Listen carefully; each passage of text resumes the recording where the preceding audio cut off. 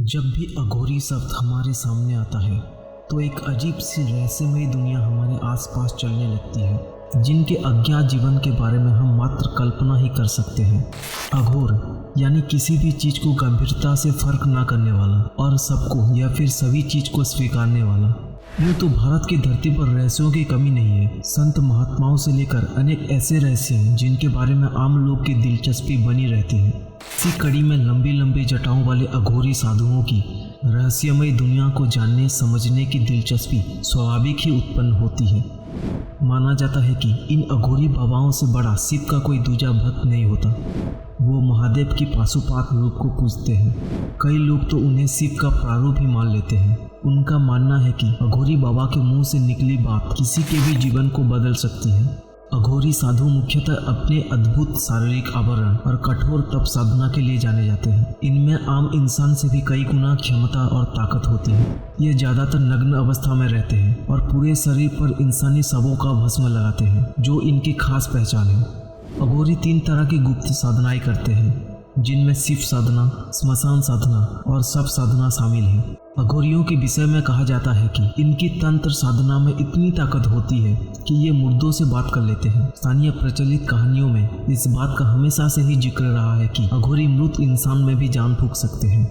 हालांकि विज्ञान इन बातों का पूर्ण रूप से खंडन करता है। हिंदू धर्म में 5 साल के कम उम्र के बच्चों के शवों को जलाने के बजाय उन्हें या तो दफना दिया जाता है या फिर गंगा जल में प्रवाहित कर दिया जाता है। माना जाता है कि ये अघोरी इन बच्चों के शवों को अपना निशाना बनाते हैं, जिनका प्रयोग ये अपनी गुप्त तंत्र साधना में करते हैं। भारत में सबसे ज्यादा अघोरी बनारस में पाए जाते हैं। ऐसे में सवाल ये है कि कुरूप और रौद्र दिखने वाले ये लोग हैं कौन और कहाँ से आए हैं और इनका इतिहास क्या है। तो ये जानने के लिए इन्हें जरा नज़दीक से जानने की कोशिश करते हैं। यूँ तो सब कुछ त्याग कर भगवान की खोज में जाने की रीत बहुत पुरानी मानी जाती है, लेकिन अघोरी बाबाओं की बाहर आई कहानी 18वीं सदी से बाहर आई मानी जाती है। तभी दुनिया ने अघोरियों के बारे में जाना था। हालांकि इसकी आगे पुष्टि नहीं की जा सकी। सही तौर पर आज भी किसी को नहीं पता कि आखिर अघोरी बनने की प्रथा कब, कैसे और किसने शुरू की थी। बावजूद इसके जनधारणाओं में अधिकतर लोगों का मानना है कि दुनिया का सबसे पहले अघोरी बाबा कीनाराम थे। वह सारी दुनिया की मोह माया को छोड़कर अघोरी बन गए थे। कहते हैं इसके कारण वह 150 साल तक जिए थे। अघोरी बाबाओं के बारे में कहा जाता है कि वह भगवान शिव के पक्के भक्त होते हैं। उनके ही बताए गए रास्ते पर चलते हैं, यहाँ तक कि उनकी विशेष पूजा करते हैं। वह शिव की भक्ति में कुछ इस तरह लीन हो जाते हैं कि खुद को समाज से एकदम अलग कर लेते हैं। उनका मानना होता है कि इससे वह अपने शिव के नजदीक पहुँच जाते हैं। वो ऐसी हर चीज से दूर रहना चाहते हैं जो उनका मन भटकाती है, वो चाहे फिर इन अघोरियों का परिवार ही क्यों ना हो। इसके अलावा वह खान पान, समाज, रीति रिवाज सभी से किनारा कर लेते हैं। उनका ज्यादा से ज्यादा समय अपने शिव की आराधना में बीतता है। अघोर में किसी भी चीज का फर्क नहीं है, तो इस साधन को कोई भी कर सकता है, चाहे वो एक पुरुष हो या महिला। अपने इस अटूट विश्वास के चलते ही वह एक कठिन जीवन को आसान बना लेते हैं। एक अघोरी बनना कतई आसान नहीं होता। सिर्फ पुरानी जिंदगी को त्याग कर देना ही एक अघोरी के लिए काफी नहीं होता। उन्हें एक नई जिंदगी को अपनाना पड़ता है। कई सारे रीति रिवाजों को पूरा करना पड़ता है। इंसान का मांस खाना इन्हीं रिवाजों का एक हिस्सा माना जाता है। अघोरियों के लिए यह बात कहा जाता है कि वो इंसान का मांस खाते हैं, लेकिन यह पूरा सच नहीं है। अघोरी हर समय इंसान का मांस नहीं खाते हैं। ऐसा वह सिर्फ अपने रिवाज को पूरा करने के लिए करते हैं। पूरे चांद की रात अघोरी अपनी इस प्रथा को पूरा करते हैं। वह सिर्फ मरे हुए इंसान का ही मांस खाते हैं। जब लाश जल जाती है या जब कोई लाश गंगा नदी से तैर कर आती है तो वो उसको अपना भोजन बनाते हैं। इसी रिवाज के पीछे उनका तर्क दिलचस्प होता है।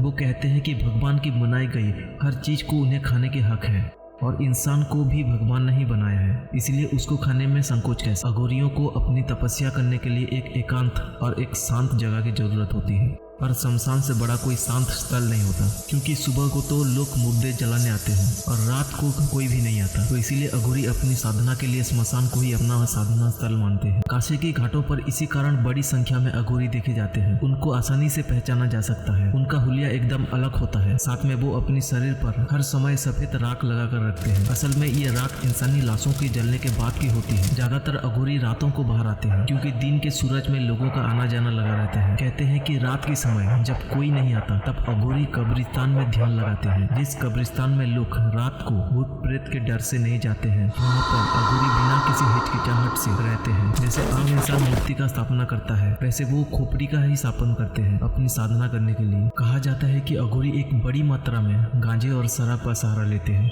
इसके पीछे उनका तर्क होता है, इनके नशे से उनका दिमाग शांत रहता है, साथ ही उन्हें इससे ध्यान लगाने में मदद मिलती है। अघोरियों की इस आदत उन्हें आम लोगों से दूर करती है।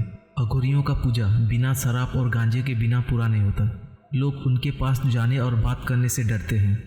हालांकि अघोरी लोगों के लिए नुकसानदायक नहीं होते, वो सिर्फ देखने में डरावने लगते हैं। अघोरियों के लिए कहा जाता है कि एक सच्चा अघोरी कभी अपने दिल में किसी के लिए नफरत या गुस्सा नहीं ला सकता। अगर कोई अघोरी ऐसी भाव अपने मन में लाता है तो वो ध्यान नहीं लगा पाता और अपने मार्ग से बिछड़ जाता है। शायद यही वजह है कि अघोरी हमेशा वो काम करते दिखते हैं जो समाज नहीं करता, जैसे कि फेंके हुए खाने को जानवरों के साथ बांटना। वो हर तरह से खुद को यूं बना लेते हैं कि किसी भी चीज को करने से पहले उन्हें कोई भी संकोच ना हो। उनके बारे में कहा जाता है कि अघोरी इंसानी खोपड़ी का एक कंकाल हर समय अपने पास रखते हैं। ऐसा इसीलिए ताकि वो उसका प्रयोग पानी पीने और खाना खाने में कर सके। कुछ अन्य रिवाजों में यह खोपड़ी काम आती है। अघोरी बनना कोई बच्चों का खेल नहीं है या कोई आम बाबा बनने की प्रक्रिया नहीं है। जिसकी मर्जी हुई वो अघोरी बन जाए। अघोरी बनने के लिए भी बाकायदा प्रशिक्षण होती है। इसके अपनी खुद के संस्थान भी है। 13 अखाड़े वो जगह है जो पूरी देश के हर कोने में मिल की जाती है। यहाँ वह लोग जाते हैं जिनके मन में अघोरी बनने की चाह होती है। इसे अखाड़े में शामिल करने से पहले बाकायदा बड़ी जांच की प्रक्रिया से होकर गुजरना पड़ता है। जब तक इस बात की पुष्टि नहीं कर ली जाती कि कोई अघोरी क्यों बनना चाहता है, तब तक एक कदम भी उसको आगे नहीं बढ़ने दिया जाता है। पहले पायदान से कोई आगे भी बढ़ गया तो उसे कड़ी प्रशिक्षण से होकर गुजरना पड़ता है। प्रशिक्षण के दौरान उन्हें शारीरिक और मानसिक दोनों ही तरीके से चेक किया जाता है। उन्हें ब्रह्मचर्य की कसम खिलाई जाती है।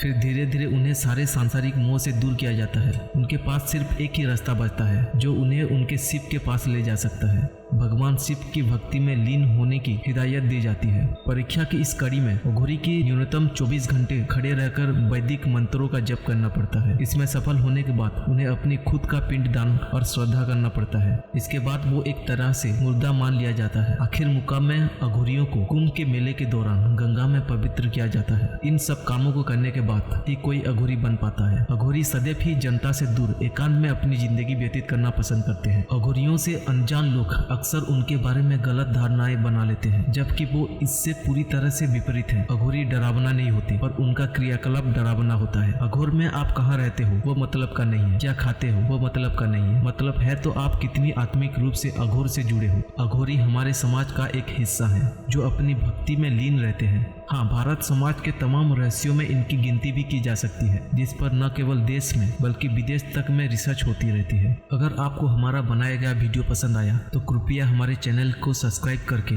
बेल आइकन में ऑल के बटन को प्रेस कर दीजिए। Thank you.